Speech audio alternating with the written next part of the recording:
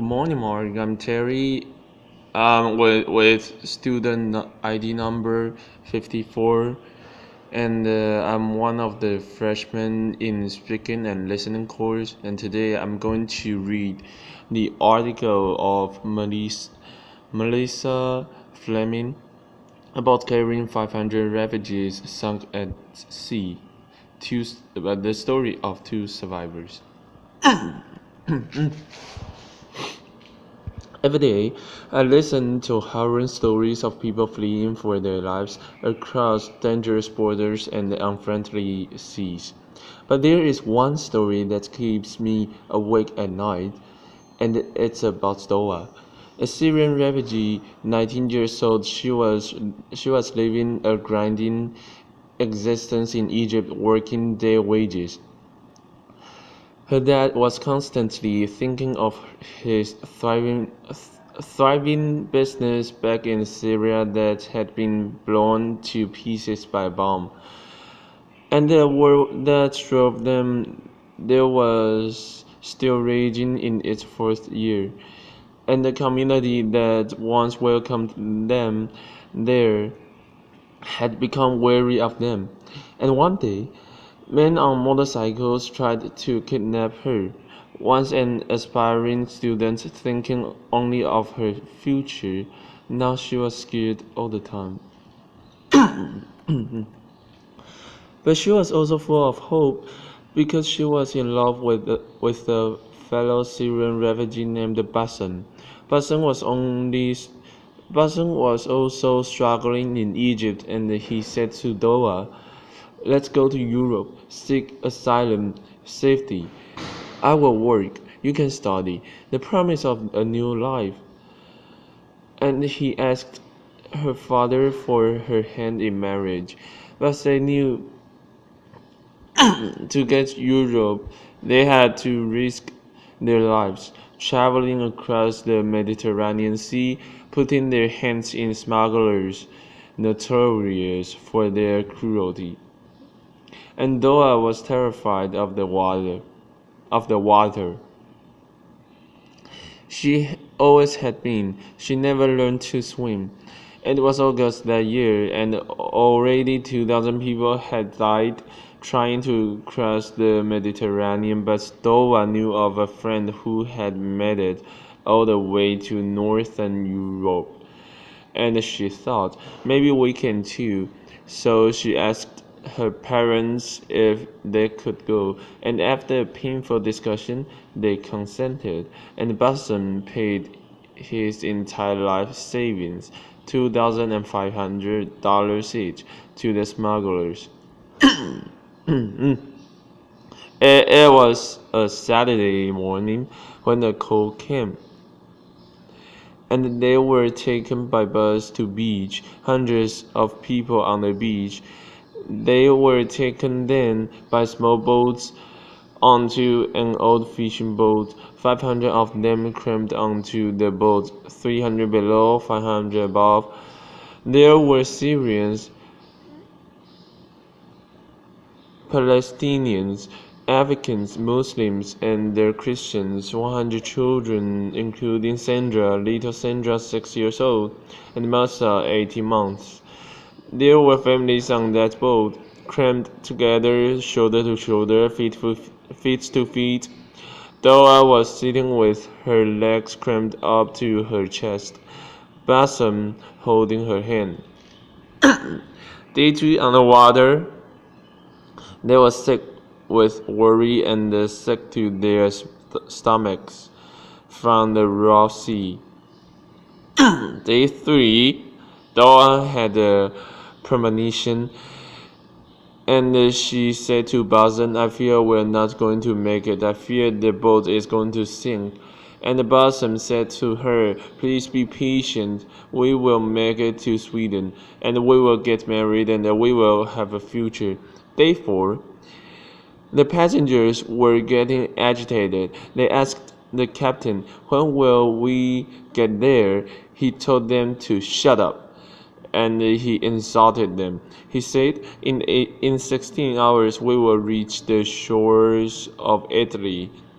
They were weak and weary. Soon they saw a boat approach, a smaller boat, 10 men on board, who started shouting at them, hurling insults, throwing sticks, asking them to all disembark and get on this smaller, more unseaworthy boat.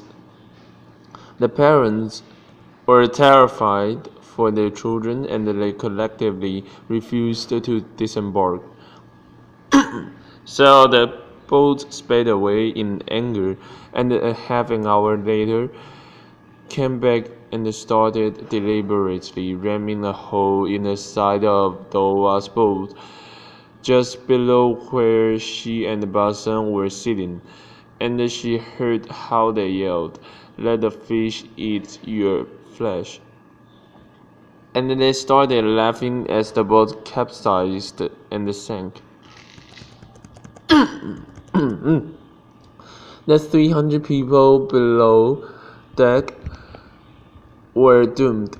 Doa was holding onto the side of the boat as it sank, and watched in horror as a small child was cut to pieces by the propeller.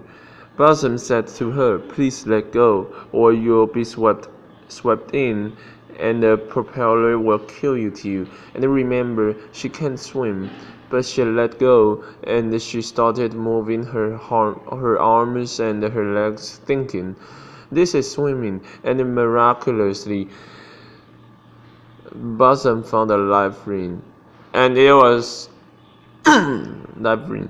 It was one of those child's rings that they used to play in swimming pools and on calm seas. And Doa climbed onto the ring, her arms and her legs dangling by the side. Blossom was a good swimmer, so he held her hand and tread water. Around them there were corpses. Around 100 people survived initially, and they started coming together in groups praying for rescue. But when a day went by and no one came, some people gave up hope, and Doa and Blossom watched as men in the distance took their life vests off and sank into the water. One man approached them with a small baby perched on his shoulder, 9 months old Malik. He was holding onto a gas canister to stay afloat. And he said to them, "I fear I'm not going to survive. I'm too weak. I don't have the courage anymore." And he handed little Malik over to Bazan and to Doa, and they pushed her onto the life ring. So now there were 3, Doa, Bazan, and little Malik. And let me take a pause in this story right here and ask the question: why do refugees like Doa take these kinds of risks? Millions of refugees are living in exile, in limbo. They are living in countries from a war that has been raging for 4 years. Even if they wanted to return, they can't. Their homes, their businesses, their towns, and their cities have been completely destroyed. This is a UNESCO World Heritage City homes in Syria. So people continue to flee into neighboring countries, and we build refugee camps for them in the desert. Hundreds of thousands of people live in camps like these, and the thousands and thousands more millions live in towns and cities. And the communities, the neighboring countries that once welcomed them with open arms and hearts, are overwhelmed. There are simply not enough schools, water systems, sanitation. Even rich European countries could never handle such an influx without massive investment. The Syria war has driven almost 4 million people over the borders, but over 7 million people are on the run inside the country. That means that over half the Syrian population has been forced to flee back to those neighboring countries hosting so many.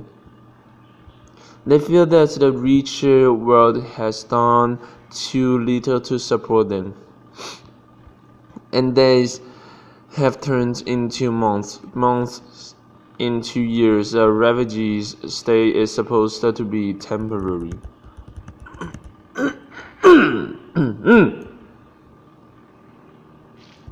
Back to Doa and Bazan in the water.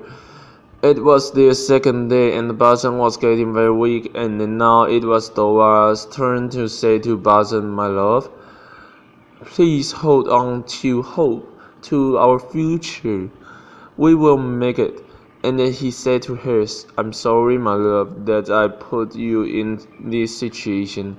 I have never loved anyone as much as I love you." And then he released himself into the water, and Doa watched as the love of her life drowned before her eyes. Later that day, a mother came up to Doa with her small 18-month-old daughter, Masa. This was the little girl I showed you in the picture earlier, with the life vest. Her older sister Sandra had just drowned, and her mother knew she had to do everything in her power to save her daughter. And she said to Doa, "Please take this child. Let her be part of you. I will not survive." And then she went away and drowned. So Doa, the 19-year-old refugee who was terrified of the water, who couldn't swim, found herself in charge of 2 little baby kids. And they were thirsty, and they were hungry, and they were agitated, and she tried her best to amuse them, to sing to them, to say words to them from the current. Around them, the bodies were floating and turning black. The sun was blazing during the day. At night, there was a cold moon and fog. It was very frightening. At the 4th day in the water, this is how Doa probably looked on the ring with her 2 children. A woman came on the 4th day and approached her and asked her to take another child, a little boy, just 4 years old. When Doa took the little boy and the mother drowned, she said to the sobbing child, "She just went away to find you water and food." But his heart soon stopped, and the Doa had to release the little boy into the water. Later that day, she looked up into the sky with hope, because she saw 2 planes crossing the sky, and she waved her arms, hoping they would see her. But the planes were soon gone. But that afternoon, as the sun was going down, she saw a boat, a merchant vessel, and she said, "Please, God, let them rescue me." She waved her arms, and she felt like she shouted for about 2 hours, and it had become dark. But finally the searchlights found her, and they extended a rope, astonished to see a woman clutching onto 2 babies. They put them onto the boat. They got oxygen and blankets, and a Greek helicopter came to pick them up and take them to the island of Crete. But though I looked down and asked, "What of Malek?" And they told her the little baby did not survive. She drew her last breath in the boat's clinic. But though I was sure that, as they had been pulled up onto the rescue boat, that little baby girl had been smiling. Only 11 people survived the death wreck of the 500. There was never an international investigation into what happened. There were some media reports about mass murder at sea, a terrible tragedy, but that was only for one day. And then the news cycle the news cycle moved on. Meanwhile, in a pediatric hospital on Crete, little Martha was on the edge of death. She was really dehydrated. Her kidneys were failing. Her glucose levels were dangerously low. A doctor did everything in their medical power to save them, and the Greek nurses never left her side, holding her, hugging her, singing her words. My colleagues also visited and said pretty words to her in Arabic. Amazingly, little Masa survived. And soon the Greek press started reporting about the miracle baby who had survived 4 days in the water without food or anything to drink, and the offers to adopt her came from all over the country. And meanwhile, Doa was in another hospital on Crete, thin, dehydrated. An Egyptian family took her into their home as soon as she was released. And soon word went around about Doa's survival, and a phone number was published on Facebook. Messages started coming in. Doa, did you know what happened to my brother, my sister, my parents, my friends? Did you know if they survived? One of those messages said, I believe you saved my little niece, Masa, and it had this photo. This was from Masa's uncle, a Syrian refugee who had made it to Sweden with his family and also Masa's older sister. Soon, we hope Masa will be reunited with him in Sweden, and until then, she's been cared for in a beautiful orphanage in Athens. And Dola, well, word went around about her survival too, and the media wrote about this slight woman and couldn't imagine how she could survive all this time under such conditions in that sea and still save another life. The Academy of Athens, one of Greece's most prestigious institutions, gave her an award of bravery, and she deserves all that praise. And she deserves a second chance, but she wants to still go to Sweden. She wants to reunite with her family there. She wants to bring her mother and her father and her younger siblings away from Egypt there as well.